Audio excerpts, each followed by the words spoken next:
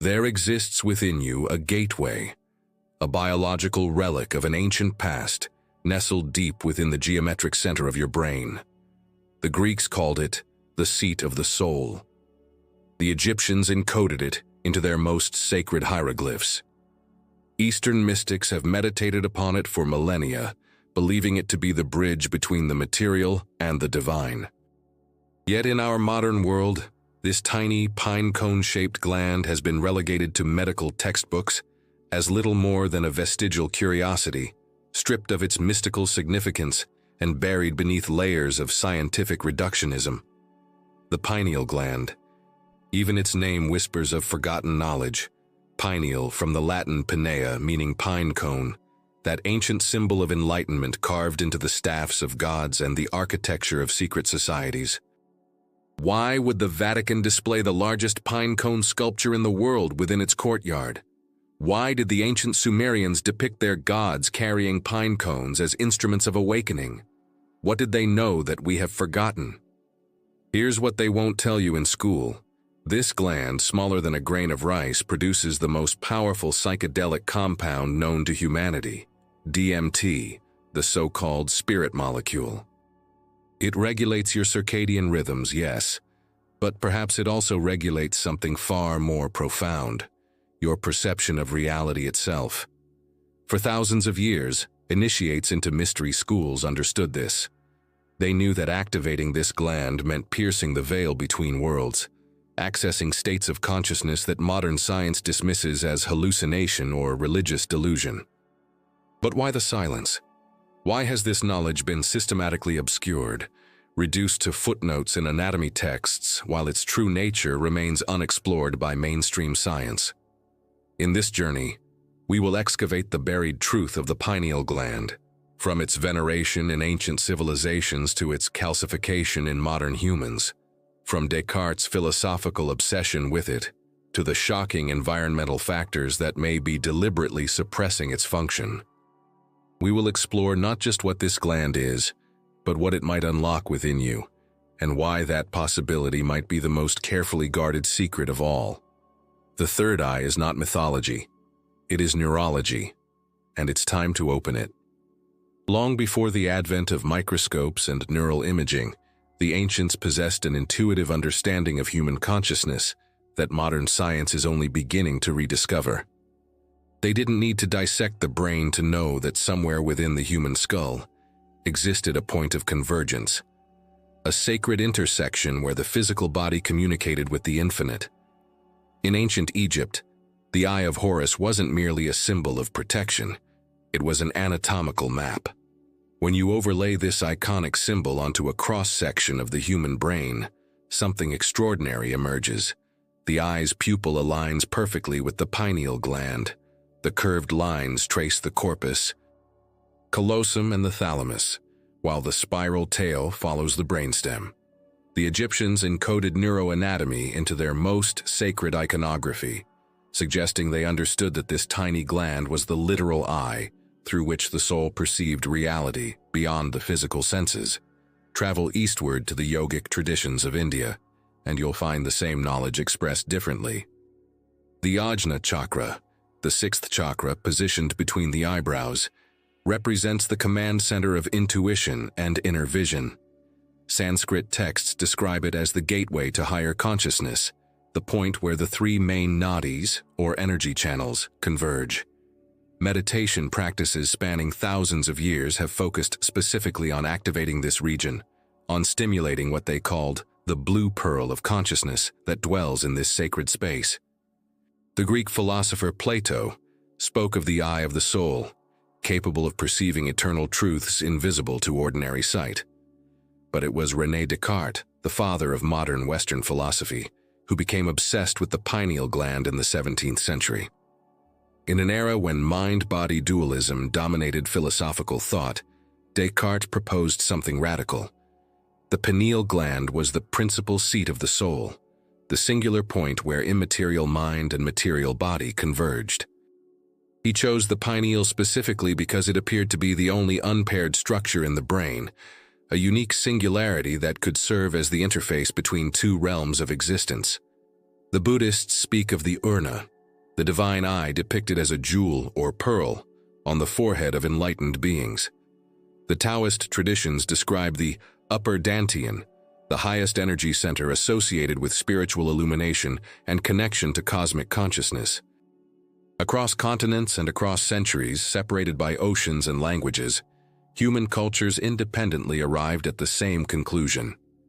There exists within us a dormant capacity for expanded perception, and it is localized, specific, and activatable. But here's where the story darkens. As the Age of Enlightenment gave way to scientific materialism, as the mysteries of consciousness were reduced to chemical reactions and electrical impulses, this ancient knowledge was systematically dismissed. The pineal gland was relegated to a footnote, acknowledged only for its role in producing melatonin and regulating sleep cycles. Its deeper functions were ignored, its mystical associations ridiculed as primitive superstition. Mystery schools went underground.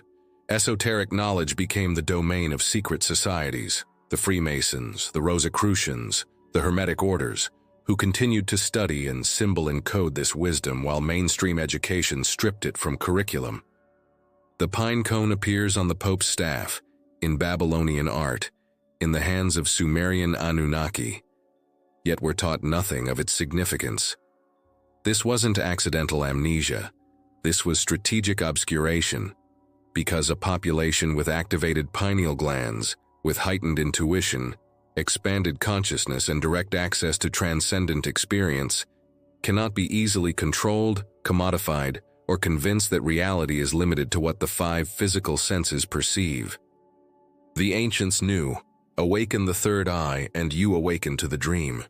To understand what the pineal gland truly is, we must first dissolve the artificial boundary between science and mysticism, a division that would have been incomprehensible to the ancient philosophers who saw these as two languages describing the same truth.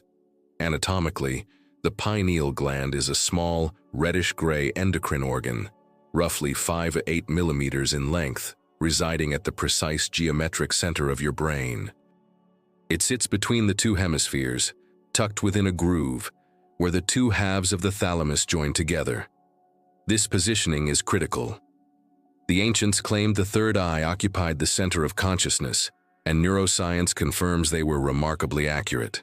The pineal gland exists at the gravitational and geometric focal point of your entire neural architecture. But here's where biology becomes mystical. Unlike virtually every other part of your brain, the pineal gland is not protected by the blood-brain barrier. This semi-permeable boundary normally shields your neural tissue from potentially harmful substances circulating in your bloodstream. Yet the pineal remains exposed, bathed directly in your body's chemical symphony, receiving unfiltered information about your internal biological state. It's as if nature designed this gland to be hypersensitive, a receptor organ tuned to frequencies the rest of your brain cannot directly access. Even stranger, the pineal gland contains photoreceptor cells, the same type of cells found in your retinas. Let that sink in. You have light-sensitive cells deep within the darkness of your skull, in a region that never sees light. Some species of reptiles and amphibians still possess a literal parietal eye on the top of their skull, a third eye that detects light and shadow to help regulate circadian rhythms and seasonal behaviors. In humans, this eye has migrated inward, but the light-sensing capability remains. Your pineal gland somehow sees without photons ever reaching it, responding to the electromagnetic information transmitted through neural pathways from your physical eyes. Now we arrive at the substance that transforms this biological curiosity into something approaching magic: DMT, or dimethyltryptamine. In 2013, researchers confirmed what mystics had long suspected. The pineal gland produces this extraordinarily powerful psychedelic compound. DMT is not some foreign substance. It exists naturally within you, synthesized by this tiny gland from tryptophan and other precursors. When consumed externally or produced in high concentrations internally, DMT catapults consciousness into realms so alien, so geometrically impossible, so populated with intelligent entities and dimensions of meaning beyond language, that experiencers universally describe it as more real than real. Think about this: the same gland that regulates your sleep-wake cycle, that produces melatonin to guide you into dreams each night, also manufactures the most potent consciousness-altering molecule in existence. Could dreaming itself be a mild, nightly DMT experience? Could near-death experiences, with their common features of tunnel vision, brilliant light, and encounters with deceased loved ones, be the result of a massive pineal DMT release at the moment of death? Could mystical experiences, shamanic visions, and religious revelations throughout history be spontaneous activations of this endogenous capability? The pineal gland also contains crystalline structures. In 2002, studies revealed the presence of calcite microcrystals within pineal tissue, tiny geometric formations that are piezoelectric, meaning they can convert mechanical stress into electrical signals and vice versa. These crystals can act as transducers, potentially receiving or transmitting electromagnetic frequencies. The ancient mystics spoke of the pineal as a receiver of cosmic information, a biological antenna tuning into frequencies beyond ordinary perception. Modern science discovers it contains literal crystalline antenna structures.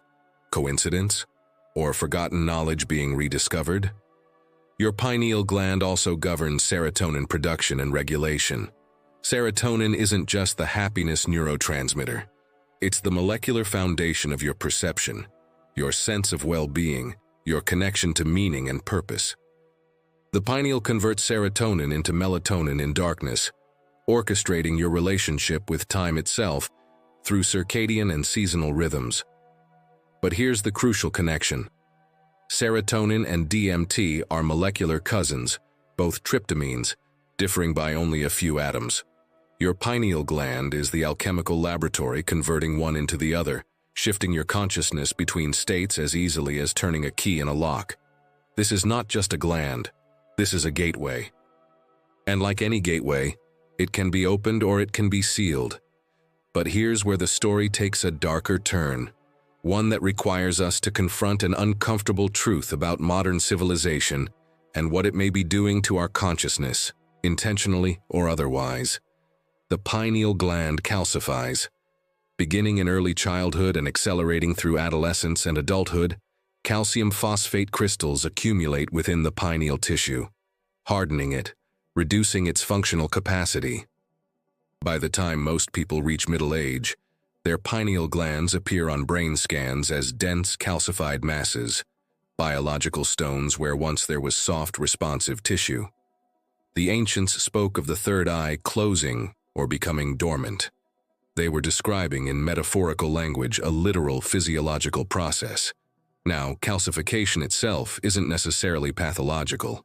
Those piezoelectric calcite microcrystals we discussed may serve a functional purpose. But excessive calcification is different. It's correlated with decreased melatonin production, disrupted circadian rhythms, and potentially diminished DMT synthesis. A heavily calcified pineal gland is essentially a sealed gateway, a radio with a corroded antenna, an eye blinded by cataracts. What causes this premature calcification? The answer will disturb you. Fluoride. This compound, added to public water supplies in many Western nations since the 1940s under the banner of dental health, accumulates preferentially in the pineal gland at higher concentrations than in any other soft tissue in the body, even higher than in bones and teeth. Research from the 1990s revealed that the pineal gland is a calcification hotspot, and fluoride accelerates this process dramatically. The very substance we're told to ingest daily for our benefit may be systematically shutting down the organ the ancients considered most sacred. Consider the implications.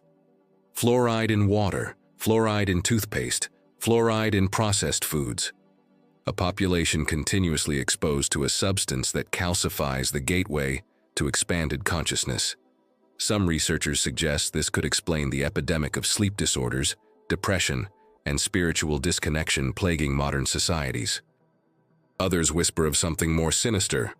a deliberate dumbing down of humanity's innate intuitive capacities, a chemical lobotomy of the third eye.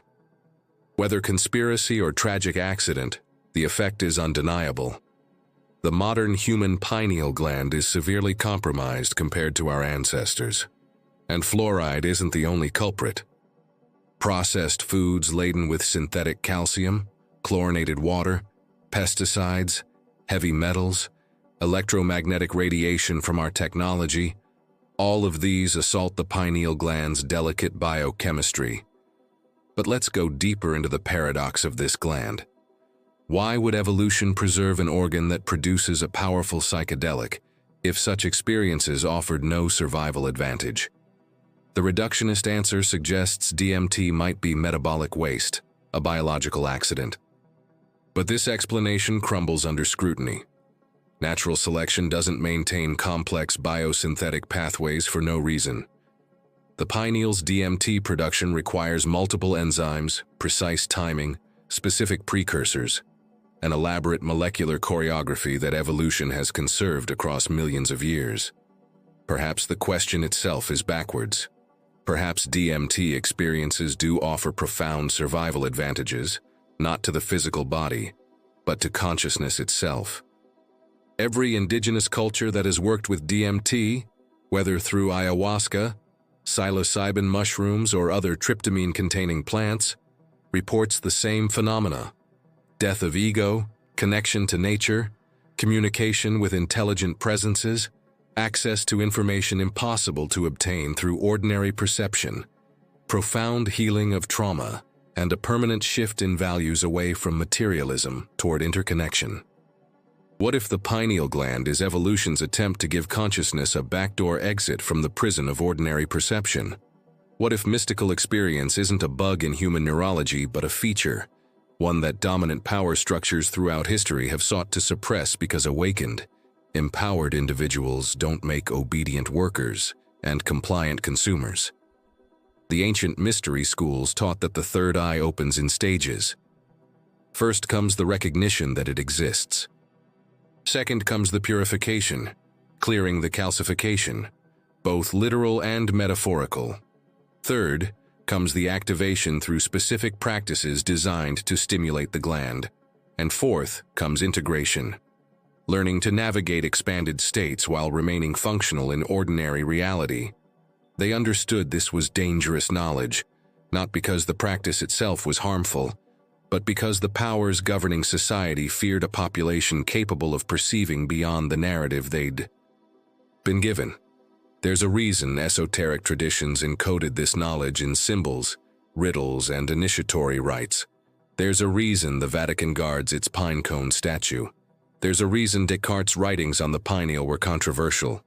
There's a reason modern science dismisses the mystical properties, while pharmaceutical companies rush to patent synthetic DMT for depression and PTSD treatment.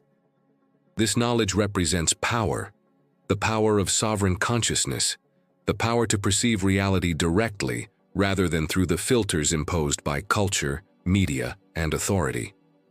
Your pineal gland is simultaneously the most advanced and most suppressed aspect of your neurobiology. It is the evolutionary gift we've forgotten how to open, the inheritance we've been convinced doesn't exist, the doorway we've been told is just a wall. But doors, once recognized, can be opened. And that's where the practical work begins. Practical application. Knowledge without application remains mere philosophy, interesting but impotent.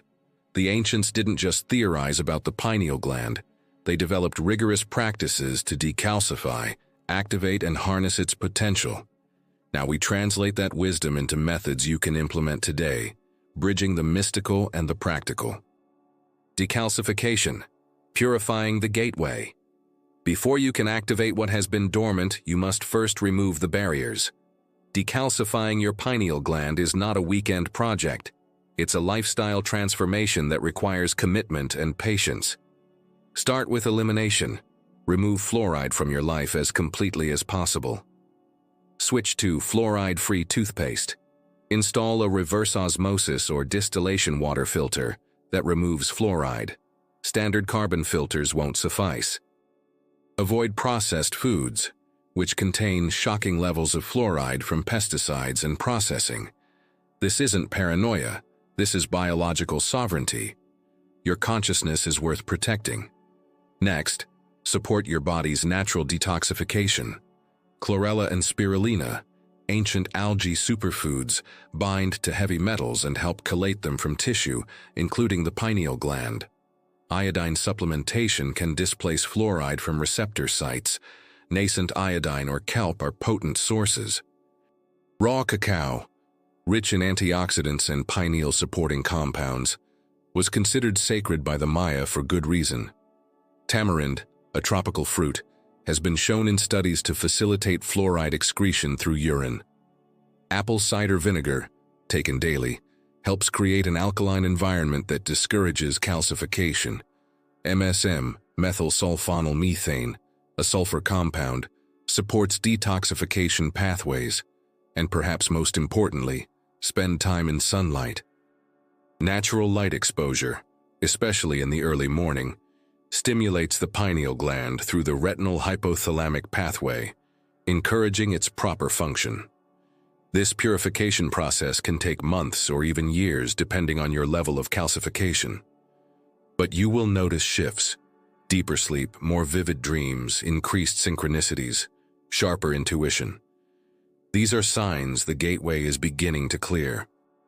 Activation, awakening the third eye.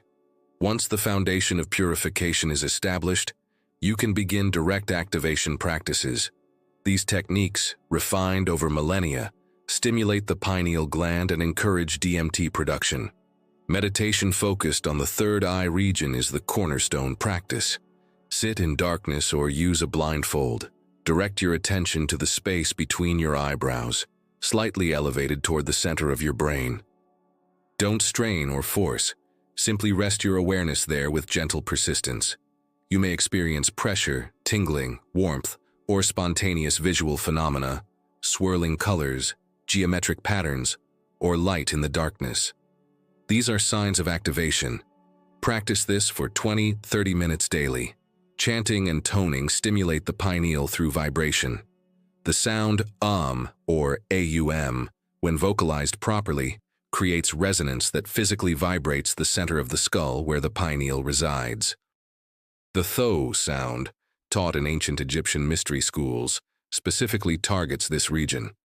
Experiment with sustained tones, feeling the vibration in your head, and notice which frequencies create the strongest sensation in the pineal area. Breathwork is perhaps the most powerful rapid activation tool.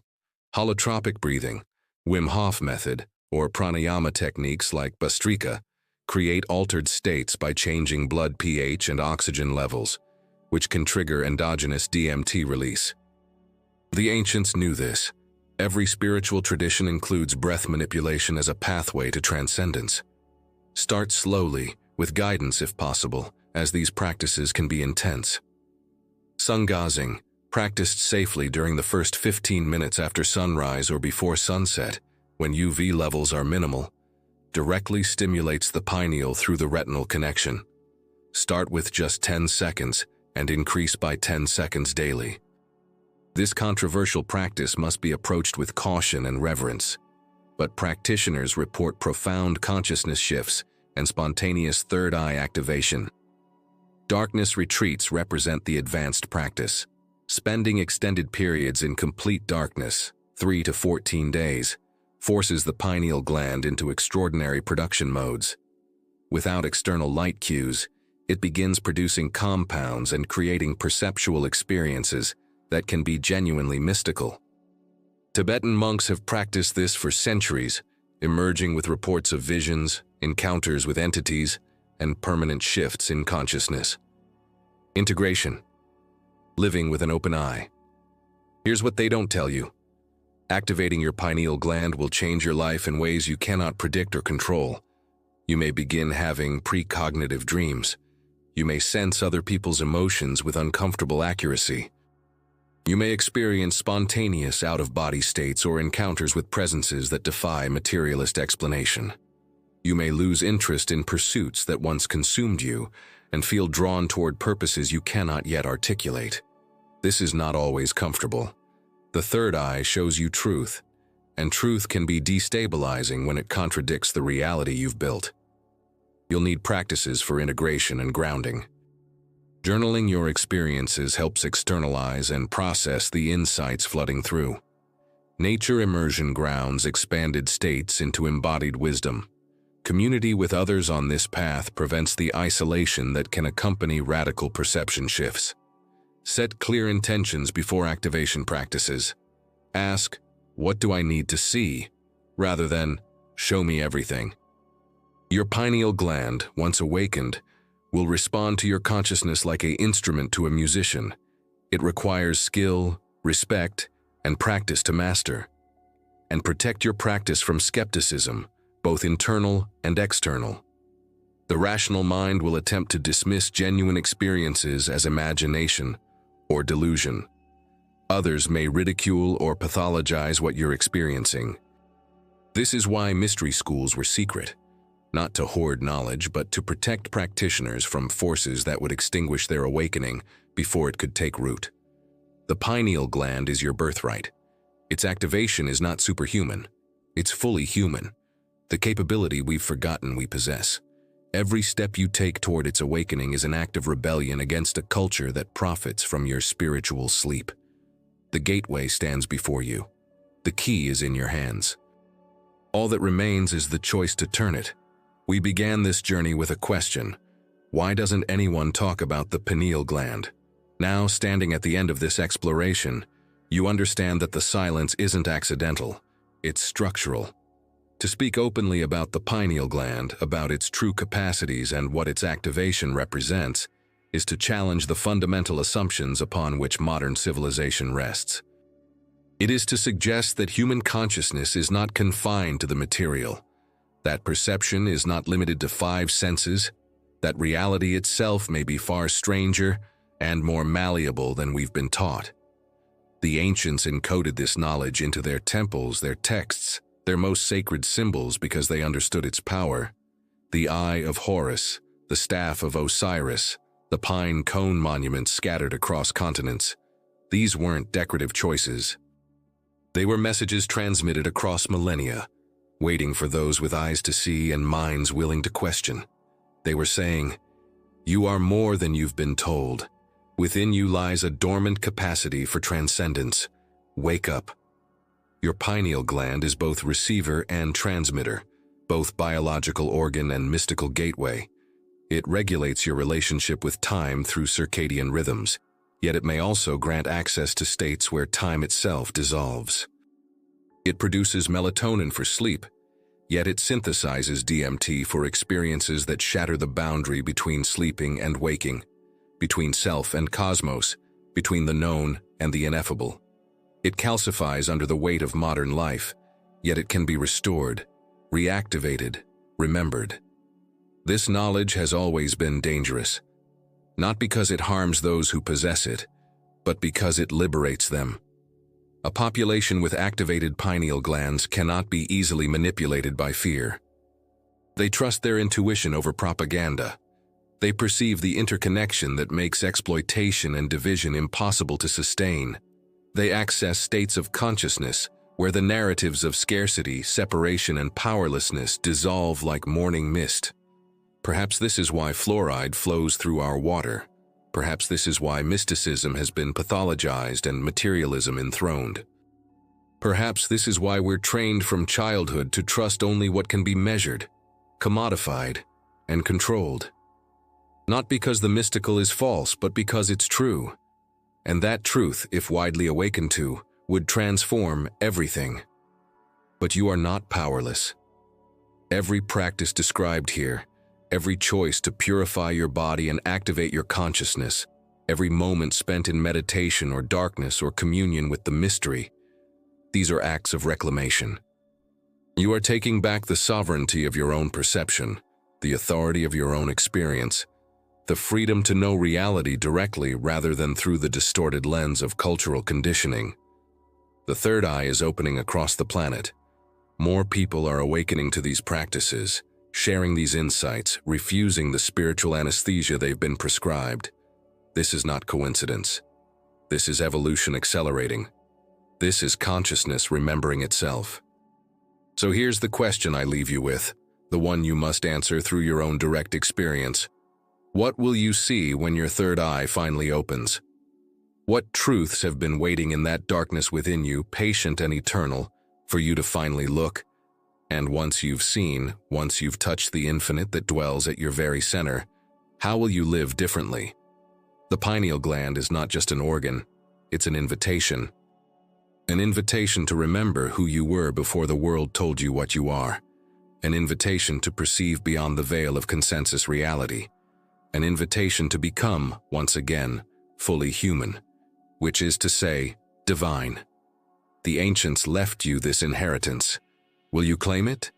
If this exploration has resonated with you, if you feel the stirring of something long dormant beginning to awaken, I invite you to share this knowledge. Leave a comment with your own experiences or questions about the pineal gland.